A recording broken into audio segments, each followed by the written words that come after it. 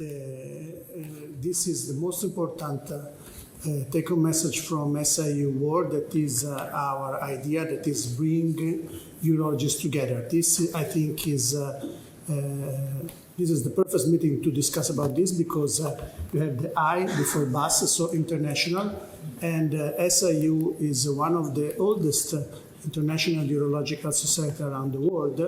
Our mission as SIU is to educate and do research for all urologists in all different countries around the world.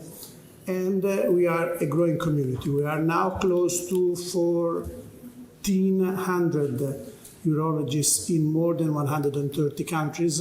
So it's now the most worldwide represented society of urology in the world. And for sure, our society is a tailored society to address all the needs of the urologists in different countries and different missions through different fields. The first one is this one, the SIU Academy. I am the chief of the Office of Education of SIU, and therefore this is my mission, and is an e-learning platform educational platform that is performed by urologists for urologists. You can find everything: lesson, roundtable, surgical procedure, operation, explained step by step. And so I think it's very, very important for all well-established urologists, such as residents, to learn everything. Then we have the UCare, that is our research part, and we are doing several research in different countries. For example, now we are performing a study about a global registry about all the treatment of BPH in different countries, because in several international meetings we see just the state of the art or the most advanced laser or technology or minimally invasive procedure, but for sure, in all over the world, a global registry is very, very interesting to know. Then we have our journal. We have the SIU journal that will be indexed maybe in 2026 with maybe an impact factor around 5. And finally, we have our foundation that try to support education from residents and follow from lower, middle, or low-income countries. So that's all. And for sure, we are waiting for more and more members.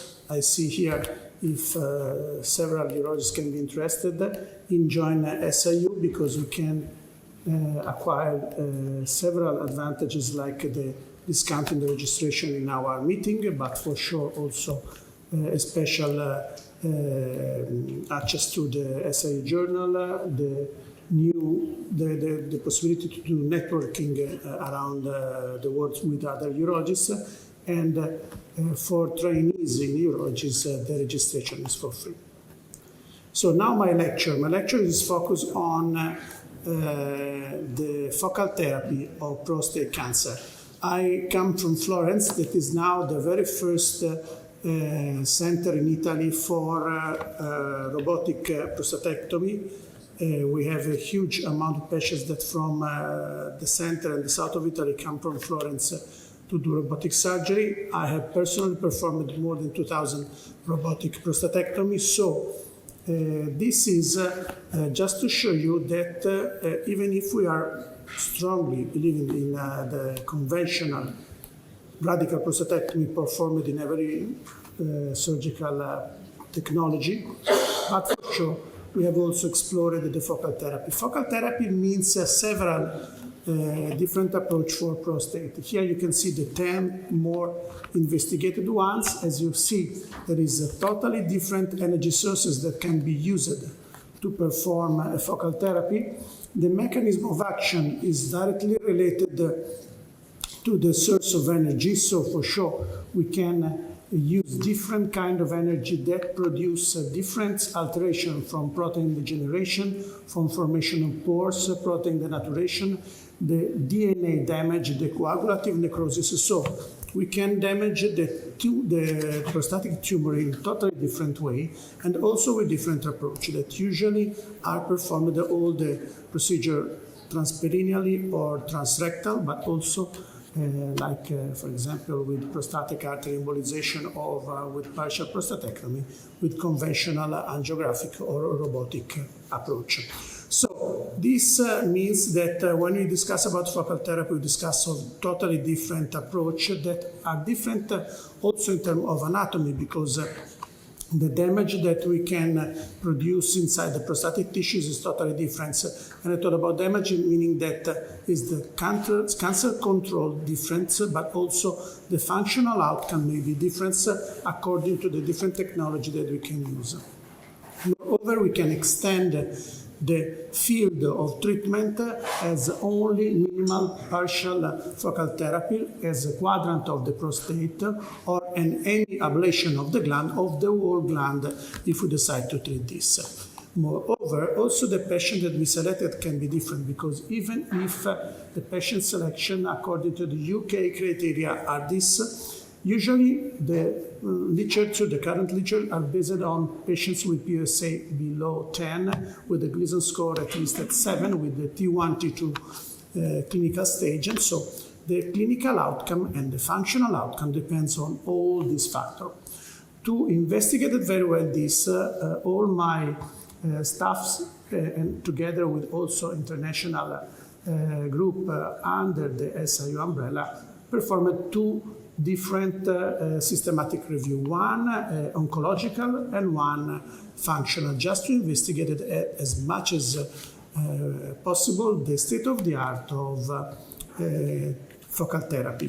Focal therapy that according to the guideline is a valid solution, is a strong recommendation in the EAU guidelines, but for sure as first-line treatment in low and intermediate risk and with the clinical trials or registries. That means that is not still an well-established technology, and the right indication by international guidelines that is like EAU are still leaking.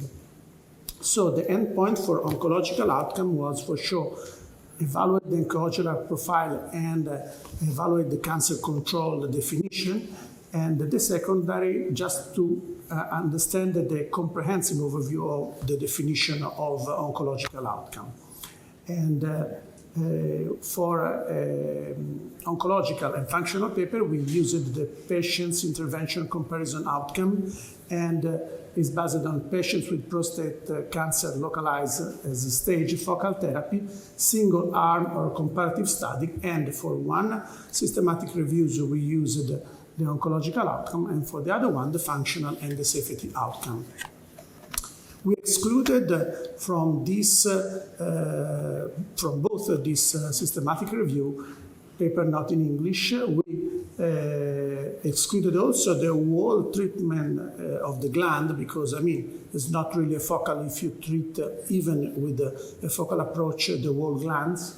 And for methodology, we also excluded reviews, letters to the editor, case reports, so something that is not well investigated. As you see, we started from more than 13,000 papers, and finally we arrived to identify 163 studied for both researchers.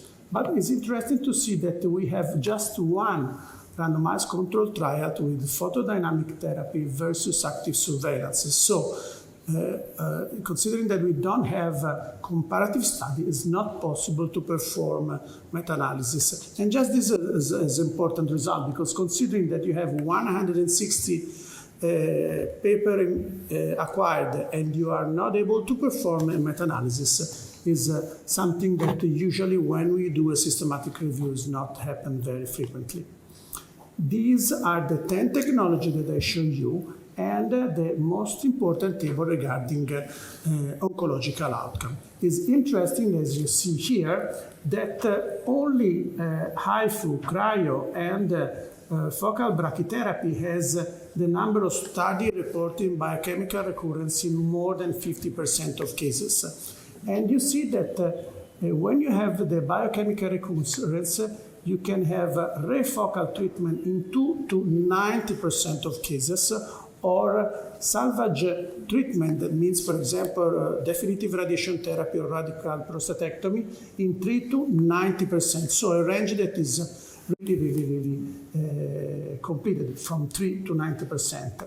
And again, if you see the focal brachytherapy, that is overall the very first established focal therapy, because radiotherapists started to do focal brachytherapy more than 20 years ago, and has acquired so a good definition also of biochemical recurrence, but overall, again, there is a lower difference in the treatment and salvage treatment. But if we go to modern technology like photodynamic therapy, you see that again, the range of salvage therapy is wide.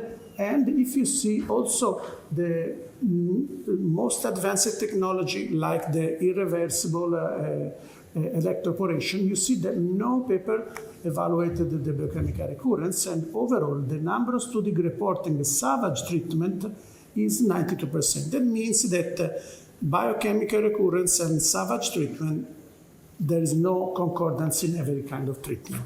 Why? Because there is the problem of the definition of biochemical recurrence.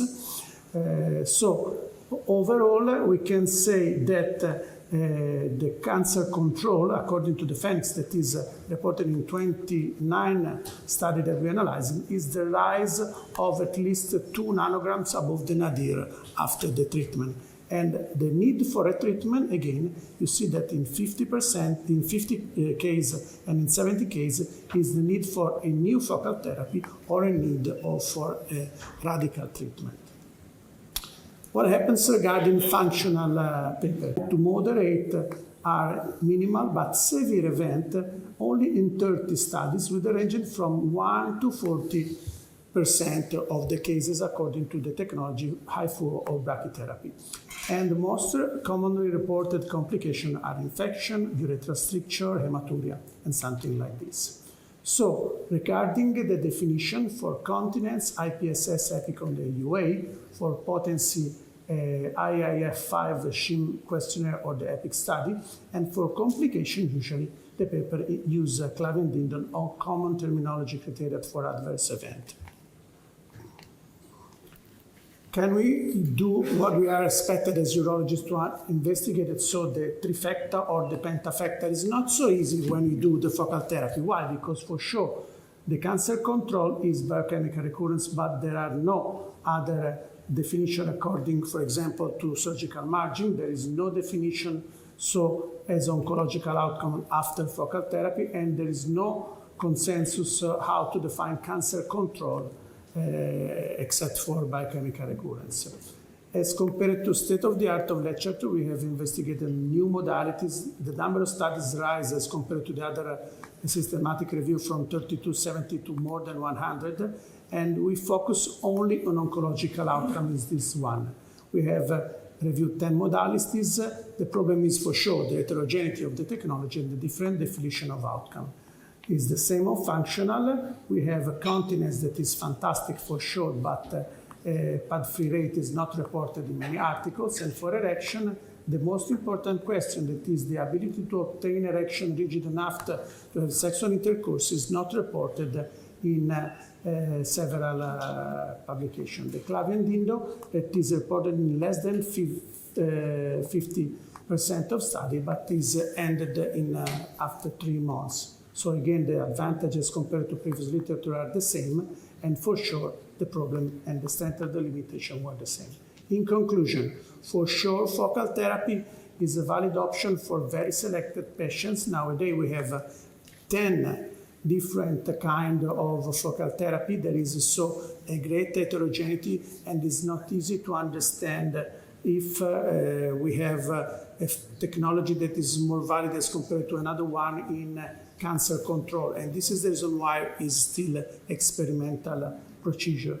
And according to functional outcome, we have excellent results in terms of continence. For sure, is not still well investigated the erectile function, but for sure, the focus on quality of life and to try to personalize more, as much as we can, the treatment of prostate cancer according to the single patient is the most important goal. Finally, this is my last slide. In 2025, we will be here in UK, in Edinburgh, October 29, November 1st, and we wait for all of you.